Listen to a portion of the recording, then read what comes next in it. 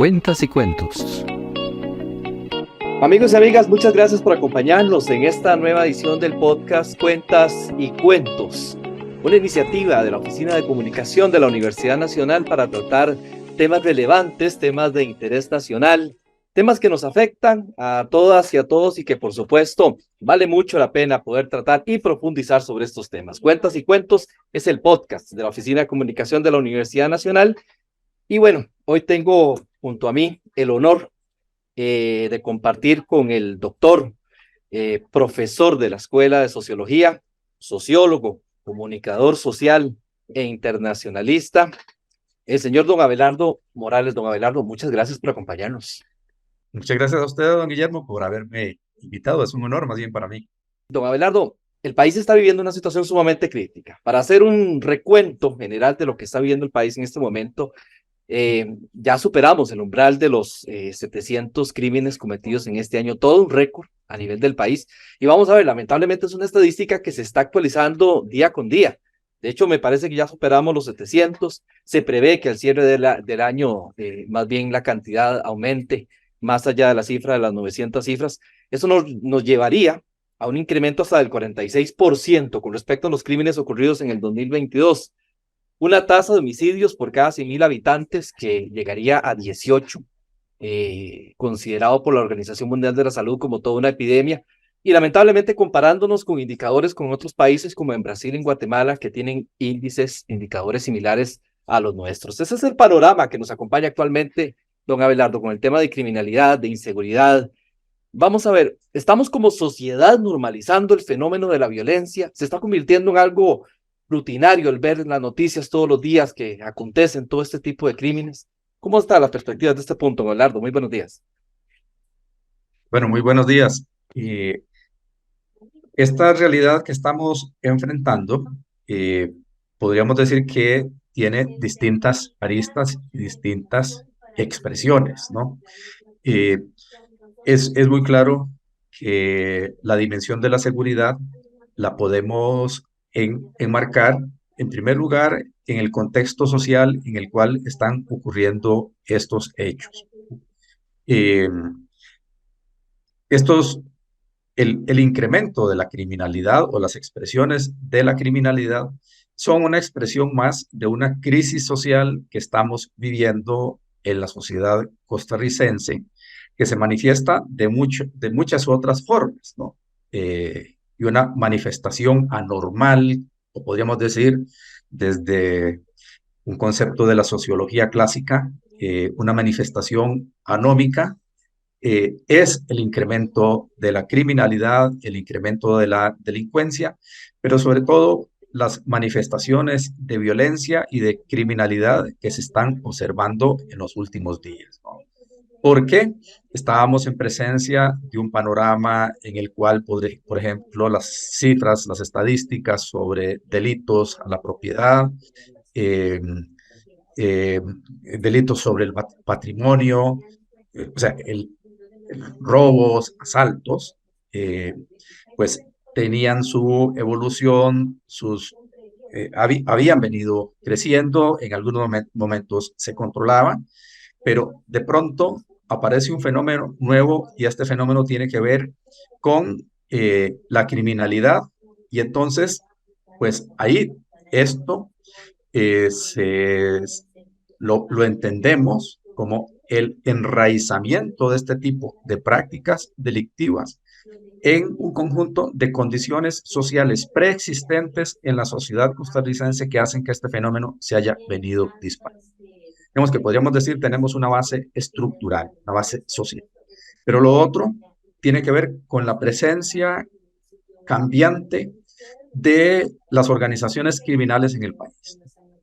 Y en ese sentido, el papel del crimen organizado transnacional, la vinculación del crimen organizado transnacional con el narcotráfico y también la conexión y la vinculación del crimen organizado transnacional con otro tipo de delitos, por ejemplo, con el tráfico de personas con otras actividades delictivas. Y también, entonces, esto tiene que ver o se explica con el cambio en las estructuras, la Cuentas diversificación y entre cuentos. esas estructuras y la función o el papel que cumplen distintos grupos, distintos estratos delictivos en esta estructura delincuencial en la cual Costa Rica se ha venido insertando. Y entonces, antes teníamos la percepción o la información de que la criminalidad era protagonizada o era producida por grupos delincuenciales extranjeros.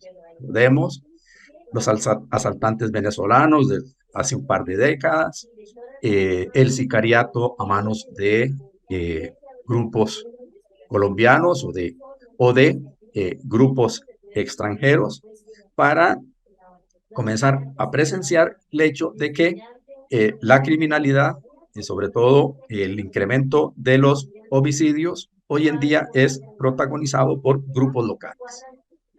Y entonces, esto lo tenemos que analizar y lo tenemos que observar en el contexto de un reparto de funciones entre distintas organizaciones delictivas. Las organizaciones que se dedican al tráfico internacional de drogas, pues no se ocupan, no se entretienen, no pierden el tiempo matando gente.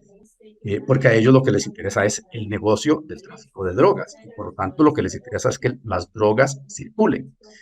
Este clima de criminalidad quizás para ellas es un obstáculo. El problema es que estas organizaciones pagan los servicios de sus empleados locales, de sus subordinados locales, con mercancía.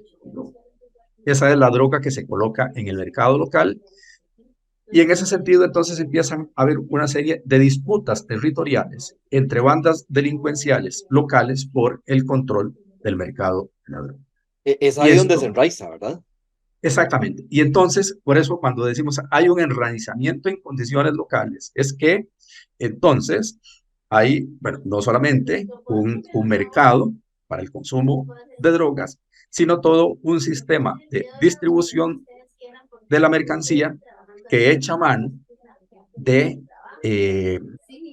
sobre todo, de jóvenes, de comunidades, de grupos, de territorios, donde estos jóvenes están privados de una serie de otras condiciones, de otras posibilidades de integración en la vida social, no tienen, no miran, no ven un horizonte de ascenso social ni por la vía de la asistencia al sistema escolar, por la vía del trabajo. Y entonces, esto pues está implicando que haya un semillero para el reclutamiento de los grupos delincuenciales de este tipo de jóvenes que comienzan a integrar Claro. las bandas criminales. Y por eso no es de extrañar, ¿no? Que entre sicarios y criminales locales aparece cada vez más la presencia no solamente de personas jóvenes, sino de personas de muy baja.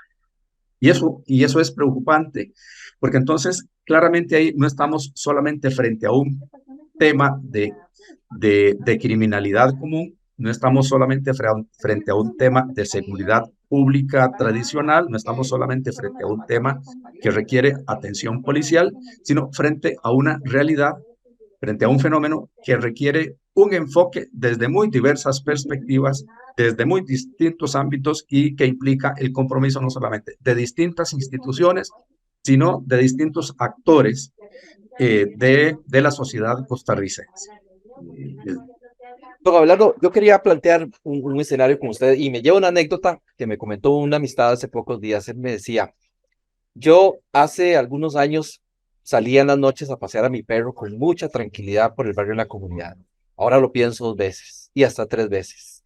Ya no estoy seguro, ya no estoy seguro en circular por la zona de mi barrio, donde usualmente lo hacía a ciertas horas de la noche a pasear a mi perro porque temo ser víctima de un asalto, temo ser víctima colateral de una situación violenta, como se ha visto últimamente. Entonces, esta apropiación que ha tenido la criminalidad dentro de la sociedad costarricense, podemos decir que este tipo de actitudes en las que las personas ya pensamos 2 veces, 3 veces, si salimos de la casa, es un efecto social de la violencia que está viviendo el país y qué otras manifestaciones sociales tiene también. Por supuesto, Es que lo que ha venido ocurriendo no es que individualmente nosotros le hayamos venido cediendo espacio a, a la criminalidad. Lo que ha Cuentas y ocurrido cuentos. es que también hay un conjunto de cambios, de procesos, de situaciones, inclusive de decisiones políticas que se han tomado en Costa Rica que están provocando la creación de espacios vacíos. Entonces, tenemos espacios vacíos en la periferia, tenemos espacios vacíos en el manejo de la educación, espacios vacíos en la gestión del empleo, espacios vacíos en términos de la integración social, espacios vacíos inclusive en la construcción de tejidos, de lazos comunitarios. Eh, y qué, ¿Y qué ha venido ocurriendo? Y lo presenciamos en algunas localidades y en algunas comunidades. Esos vacíos no permanecen para siempre vacíos. Los Alguien espacios los vacíos, llena y alguien los llena. exactamente, en este momento lo están llenando grupos que perversamente adquieren legitimidad a través de estas formas de imposición, ¿verdad? Entonces, ¿qué vemos que está ocurriendo actualmente? Bueno, por ejemplo, grupos delictivos que cobran peaje, ¿no? Eh, que empiezan a establecer formas de extorsión en barrios, en comunidades, supuestamente para proveer seguridad a las personas. O sea, en otras palabras, es un chantaje, ¿no? Porque, porque el chantaje consiste, bueno, págueme y no lo asalto, ¿no? Págueme y no lo mato, págueme y no le hago nada a su familia.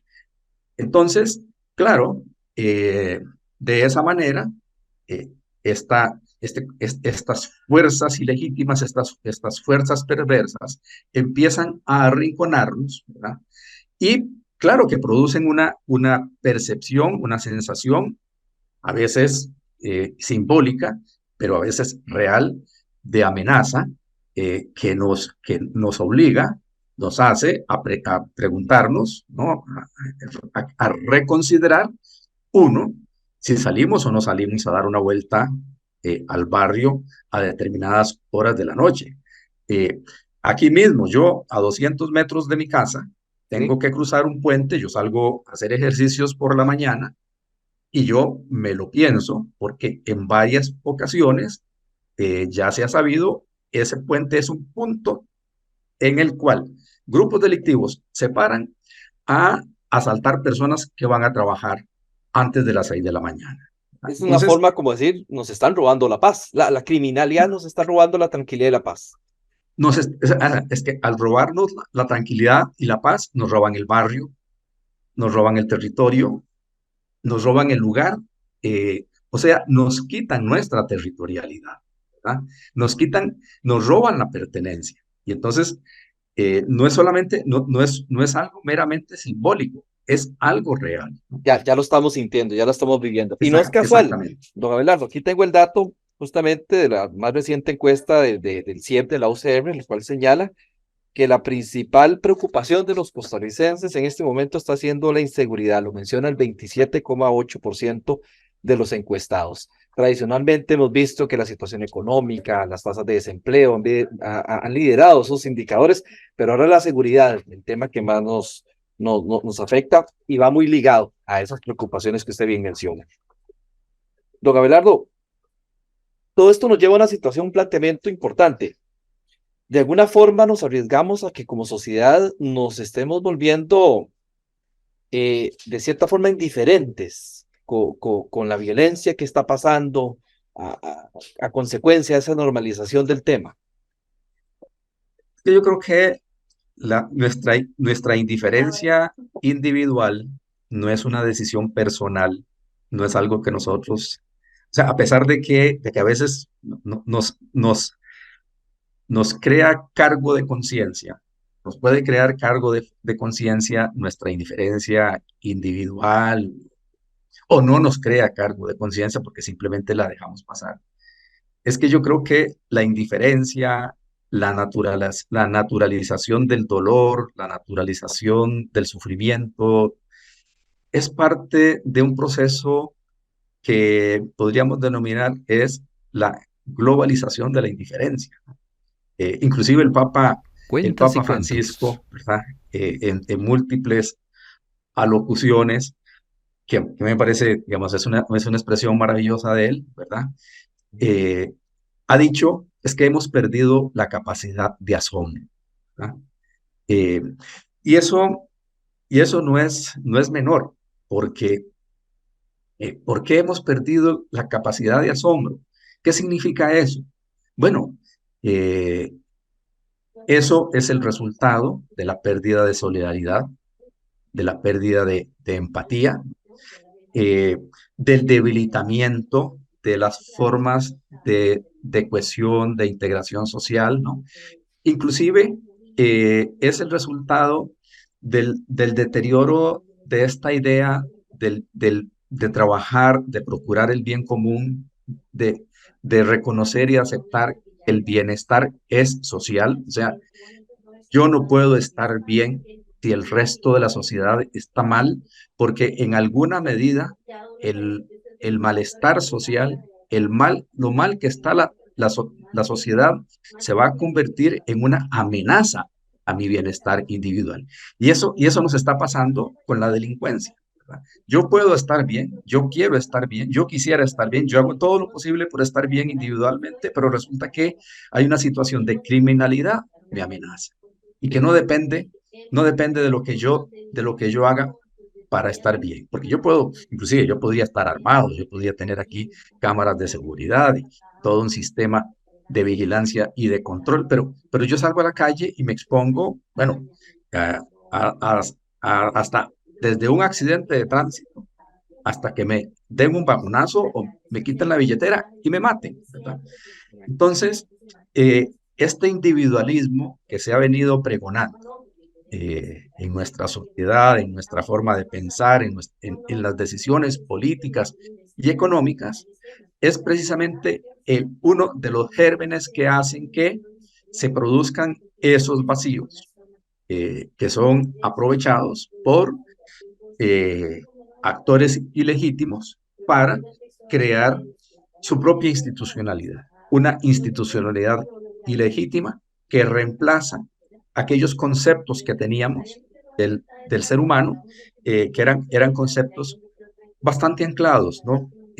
A la idea de que, eh, de que la sociedad es una construcción de todo, ¿no? Que la Correcto. sociedad implica la participación, el compromiso, el entendimiento. Muy bien. Concluyo. Don Abelardo, no quisiera cerrar, nos quedan pocos minutos para finalizar esta edición de podcast, de esta conversación, este análisis bastante profundo de parte suya. Sin una consideración de esta parte, la Contraloría le exige al Poder Ejecutivo una política de seguridad que debe estar lista en agosto de 2024. Ya el gobierno había presentado una, la Contraloría le dijo que faltaban líneas de acción de corto, mediano y largo plazo. Para usted como experto, una política de seguridad que contemple todas estas situaciones que hemos comentado, ¿qué debe contener? ¿Qué debe contemplar? ¿Qué debe contener principalmente para que cumpla sus objetivos? Que es otorgar una mayor seguridad a los costarricenses, a los ciudadanos, a nuestro país, esa paz que hemos perdido. Bueno, un elemento importante son respuestas inmediatas a la situación de inseguridad y a la creciente amenaza delincuencial, lo que implica que tiene que haber eh, una dimensión policial en la respuesta, una dimensión de seguridad pública, pero esa dimensión de policial y de seguridad pública tiene que estar relacionada con otras dimensiones en términos de prevención.